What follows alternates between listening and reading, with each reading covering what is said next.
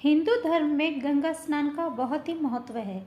जिस प्रकार संस्कृत भाषा को देववाणी कहा जाता है, उसी प्रकार गंगा जी को देव नदी कहा जाता है।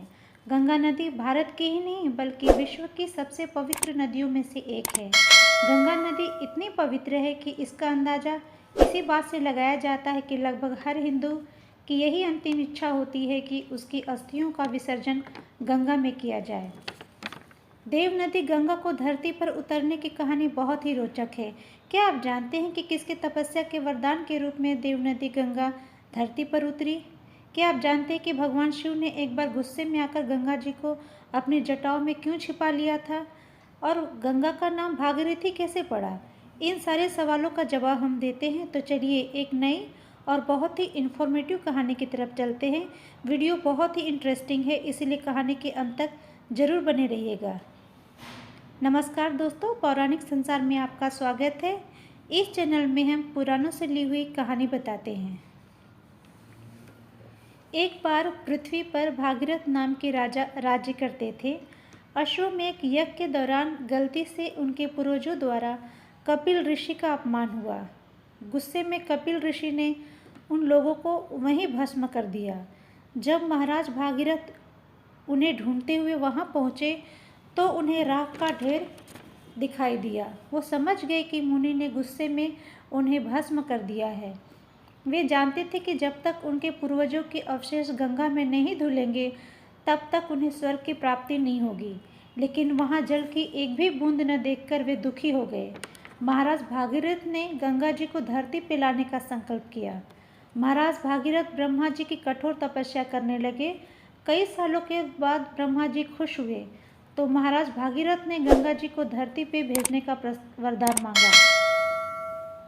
ब्रह्मा जी ने वरदान तो दिया पर आशंका जताई कि गंगा के प्रवाह को पृथ्वी सहन नहीं कर पाएगी। गंगा के प्रवाह को सहने की शक्ति सिर्फ भगवान शिव में है, इसीलिए तुम्हें भगवान शिव को तपस्या करके प्रसन्न करना होगा। महाराज भागीरथ भगवान शिव की तपस्या करने लगे। महाराज भागीरथ कठिन तपस्या करते हुए 1 वर्ष तक पैर की उंगली पर खड़े रहे। जब भगवान शिव ने गंगा के प्रवाह को अपने सिर पर रखने के लिए तैयार हो गए, लेकिन गंगा जी को लगा कि भगवान शिव के सिर पर रहने के कारण वो अपवित्र हो जाएंगी, इसीलिए गंगा जी तैयार नहीं हुई।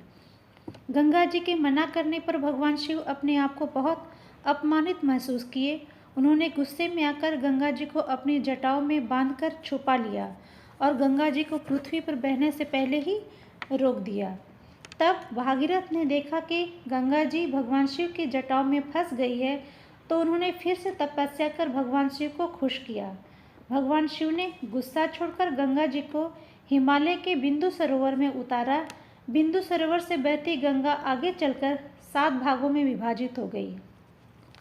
गंगा को पृथ्वी पर लाने के बाद महाराज भागीरथ ने अपने पूर्वजों के अस्थियों को गंगा में प्रवाहित किया, जिससे बाद में उन्हें स्वर्ग की प्राप्ति हुई। स्वर्ग की नदी गंगा को धरती पर लाने का काम महाराज भागीरथ ने किया था, इसीलिए गंगा उनकी पुत्री के रूप में प्रचलित हुई। महाराज भागीरथ की पुत्री के कारण गंगा जी का नाम भागीरथी पड़ा। दोस्तों, आपको ये जानकारी कैसी लगी? क्या आप इसे जानते थे? कमेंट्स बॉक्स में ज़रूर लिखिएगा। और हाँ, मेरे चैनल को सब्सक्राइब करके नोटिफिकेशन बिल को ऑन कर दीजिए, ताकि जब भी मैं नया वीडियो अपलोड करूँ तो तुरंत आपको इसका नोटिफिकेशन मिल जाए।